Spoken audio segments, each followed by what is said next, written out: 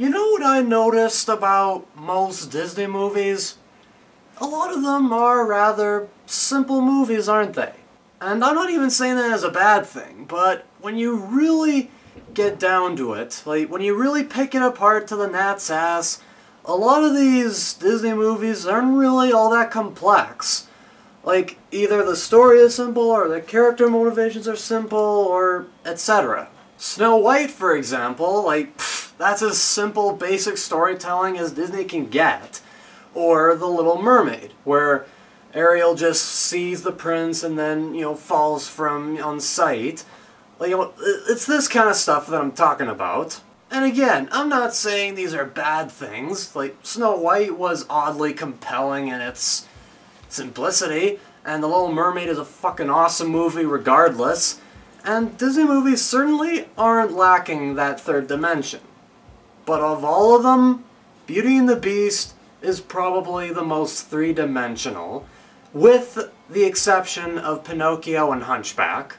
Of all the Disney romances or princess movies, this one is easily the most compellingly complex of the lot. Unlike most Disney movies, the romance is actually cleverly developed as the couple works from one level to the next.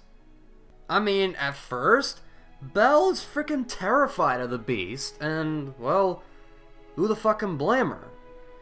I mean, he's not exactly the most pleasant guy to be around, and that's putting it mildly. But after some life-and-death stakes, compelling human conflict, they eventually begin to understand one another, and, well, you know where it all goes from there.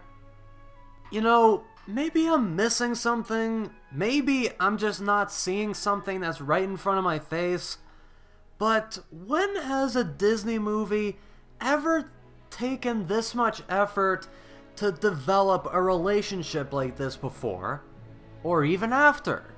This is by far the most three-dimensional Disney has ever gotten with its love story. Actually, forget about that. This is the most three-dimensional it's ever gotten, period, with its story and characters. This is about as close to perfection as Disney could possibly get with its story. And the characters are very well developed, and they change a lot over the course of the movie, as any good character should. The Beast, for example, well, I'd say it's safe to say that he certainly doesn't start off the movie as a saint. As a matter of fact, any sane person would describe him as a monster. I mean, he imprisons Maurice when he wants some shelter, and then he imprisons Belle when she comes to save her father.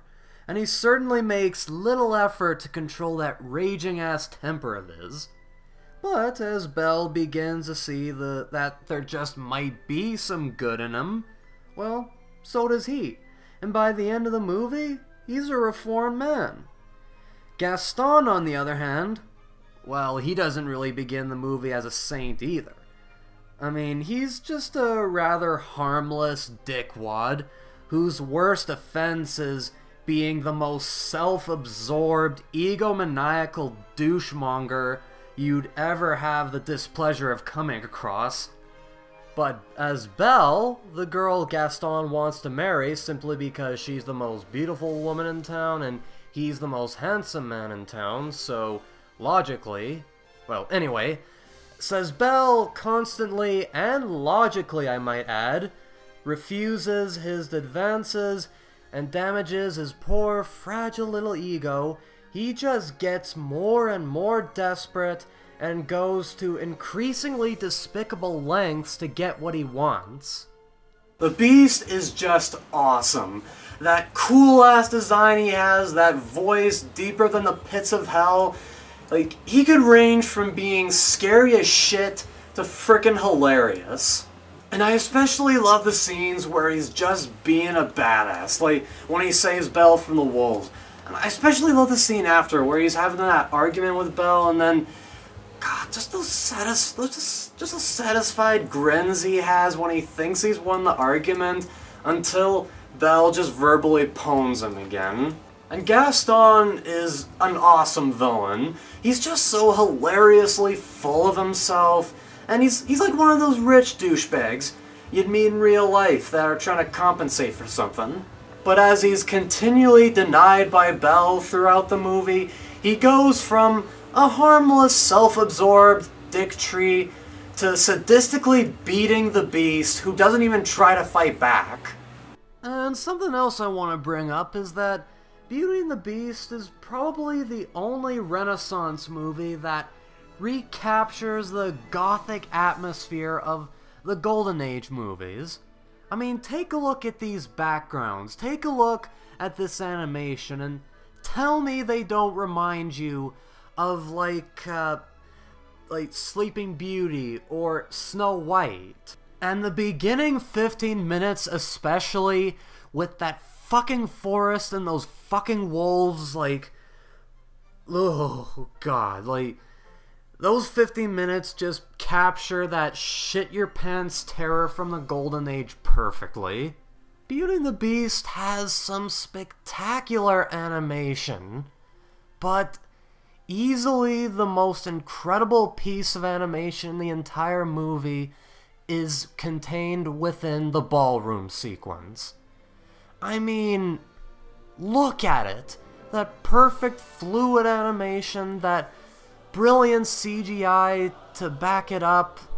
Like, no words are required. Just look at it.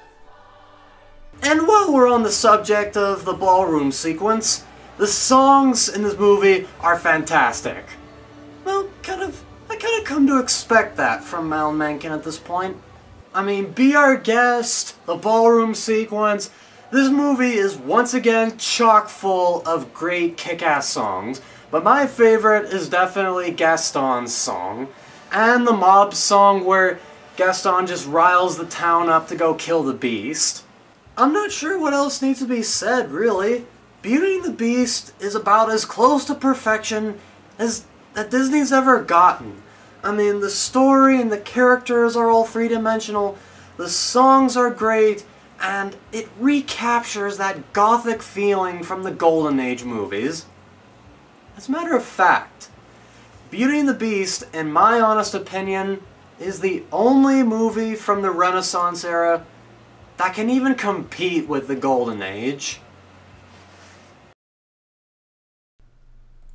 If you agree or disagree with this video, be sure to discuss in the comments section, and if you like this video, be sure to give it a thumbs up and to subscribe to my YouTube channel. Also be sure to check out my blog at The Critical Canucks at blogspot.ca, and also be sure to follow us on Twitter, Tumblr, and Facebook, all that jazz. Links to all those are in the description below. Thank you very much for watching, and we'll be seeing you next time. Peace out, everybody.